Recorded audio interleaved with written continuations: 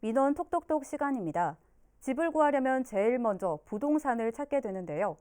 요즘엔 편리한 어플들이 많이 있어 어플을 이용해 매물들을 찾아볼 때가 있다고 합니다.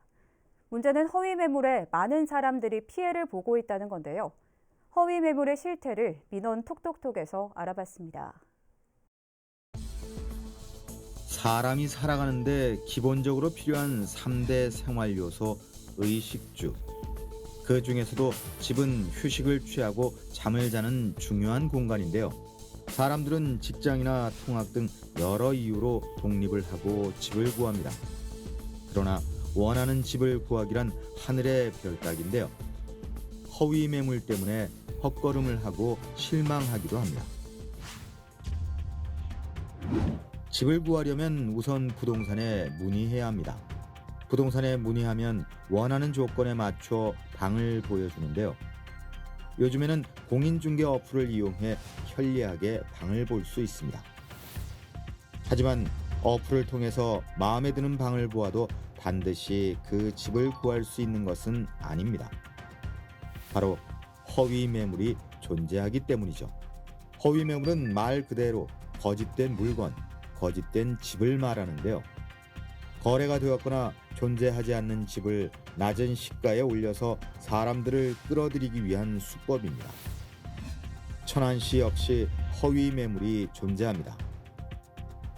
2020년 부동산 중개앱에서 발표한 허위 매물 신고 처리 동향을 살펴보면 부산이 78.7%, 서울 강남 61.8%, 서울 관악구 59.4%, 천안 57.8%, 대전 55.9% 순으로 4위를 차지합니다.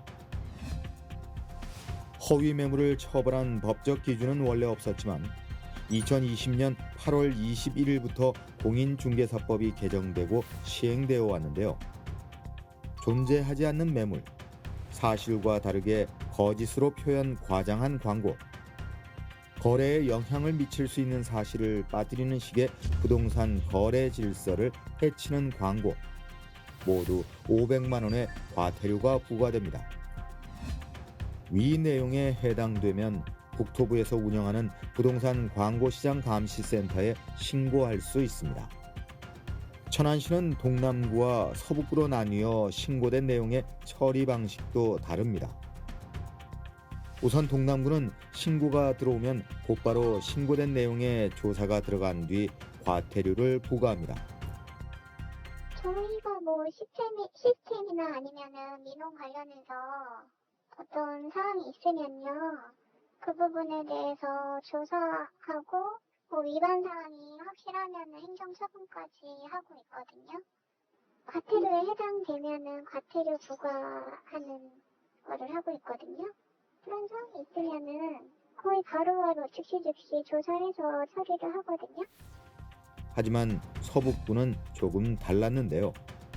서북구의 경우에는 신고가 들어오면 신고된 내용을 분기별로 조사합니다. 지금 요 허위매물 관련해서는 인터넷에 그 부동산 광고시장 감시센터라고 있어요.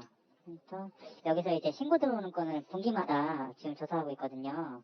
그렇게 지금 해서 신고 들어오는 건들 들어오면은 허위 같은 경우는 저희 과태료 규정이 있거든요.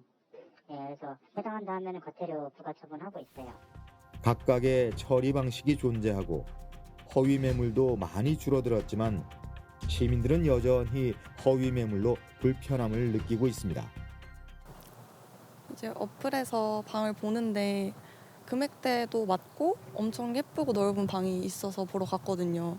그런데 이제 그 방은 안 보여주고 다른 방만 보여주는 거예요. 그래서 그 방은 왜 안 보여주시냐고 여쭤봤더니 그 방이 뭐 바퀴벌레가 나와가지고 세입자분이 나가신다 했는데 이제 또 세스코를 불러준다 해서 갑자기 방을 안 뺀다고 하더라. 이런 식으로 좀 둘러대시더라고요. 그래서 그냥 말았는데 그 뒤로 어플을 보니까 또 그게 올라왔다가 조금 있다 보니까 내려가고, 그러니까 좀 주기적으로 올렸다가 내렸다가 하는 것 같았어요. 그래서 좀 어떤 단속을 더 확실하게 하거나 아니면은 애초에 매물을 등록할 때 기준이 좀 있어야 하지 않나 그런 생각이 들어요. 법적 처벌 기준은 생겨났지만 허위 매물로 받는 스트레스는 여전합니다. 신고에 대한 신속하고 빠른 대응이 필요합니다.